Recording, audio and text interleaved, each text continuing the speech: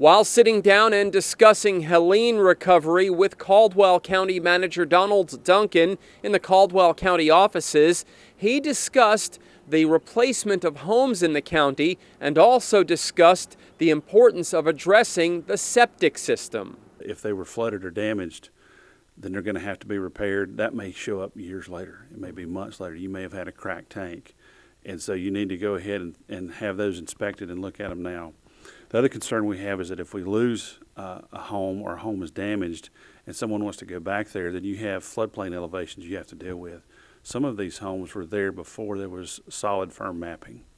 So now if you go to rebuild your home and you need to get a loan, you get an SBA loan, or you go out and take a home equity line to try to repair your house, then the insurance companies and the mortgage companies are going to be very strict on how and you build your home back.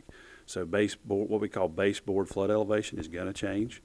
FEMA's already notified of that, and so that's a building code issue. That's nothing that city council or county commissioners can change. That is a national law that protects the investors in insurance companies and in the banks.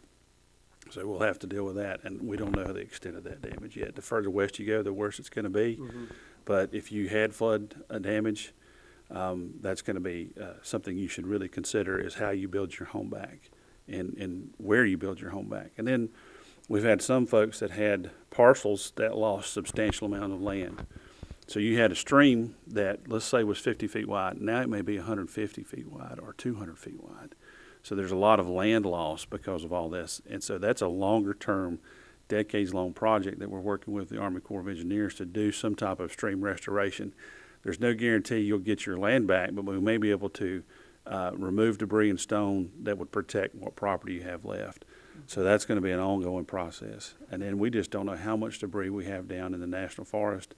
So there's a lot of concern there is that we're going to have a tremendous amount of timber that's down, and it's leaf season, and so it takes about a year for that to get really dry. So if we have a drought between now and next year or the next winter's burn season, then we could have a tremendous forest fire potential. And so that's really kind of the issue that we're kind of holding back on and going, these rains that we had this week, that was a blessing because we were right on the urge of declaring a drought. And so that helped us. The next thing is that we still have loose soils. So there will be more landslides. We can't predict where there's going to be, but there's soil that's loosened up that didn't come down. So if we have another heavy deluge, it's strong potential that we could have more landslides. And so we want everybody to be aware of that.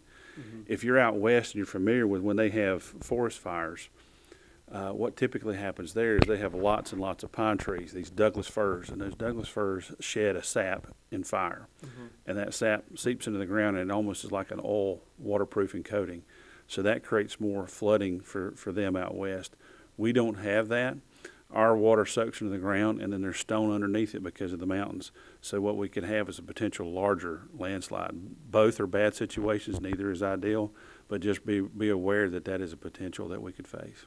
And before we let you go, maybe let the folks watching who may have some concerns about some of the things you've discussed in the future, where can they go? What are their resources online or as far as contacting folks with Caldwell County? Correct. So you can always go online to FEMA.gov. We do have a disaster recovery center. It's going to be open for another 6 months.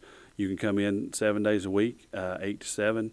And we can help you there if you've not made a claim, or if you found something additional, or if you were rejected by your insurance company, bring your paperwork in and we can help work you through that.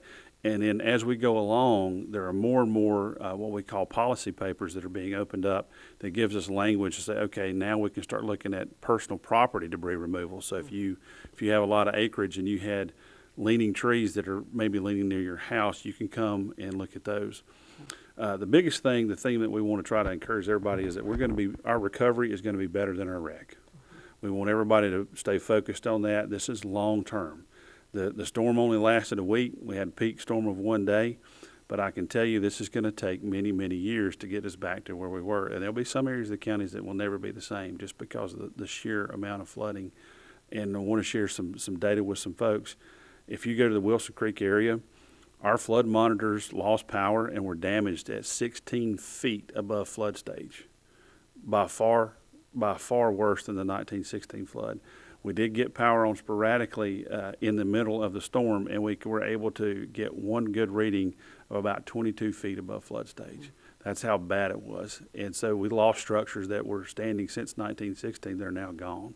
That's how much more severe this event was. And we want everybody to, just appreciate the fact that you have survived the largest natural disaster in the U.S. history, impacted more acreage and more persons than any other disaster. It will take time to recover, and your commissioners and your county staff and the municipalities in this county are working very hard to get recovered as quick as we can. We want to thank all of our partners. Our volunteer firefighters did a fantastic job. We really appreciate them. Our public works crews and our municipalities helped get roads open, and our U.S. Forest Service and North Carolina Forest Service did a fantastic job. Really want to thank our North Carolina Forest Service guys. They were out there helping assist everybody and doing those really hard tree removal jobs that nobody else could do. And then I want to say a special thank to our power companies with Duke Energy and Blue Ridge Energy. Anytime we need anything that was an emergency and say, hey, we've got to get power back to a certain facility because of X, they were there to help us, and fantastic response by the whole country that came in. We still have our warehouse for donations open. If you have goods that you want to donate, please contact us through the Emergency Operations Center. We're welcome to have that. The other thing would be is we'd like to get it palletized so we can move it easier and store it easier. So don't bring us loose items. And then if you're purchasing coats or clothing, or you're going to donate coats and clothing, make sure it's clean. We don't want to have a lice outbreak, things like that. That has happened in other disasters. And so if you're donating something, best thing you can do is money.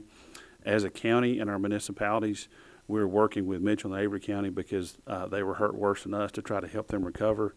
So if there's something you want to do, we're working with them for donations and trying to help them get up to speed as quick as we can. Donald Duncan joining us. We are in the city-county meeting room here at the Caldwell County offices, the Alderney Starnes Administration Building. And with Donald, I'm Rob Eastwood, WHKY News.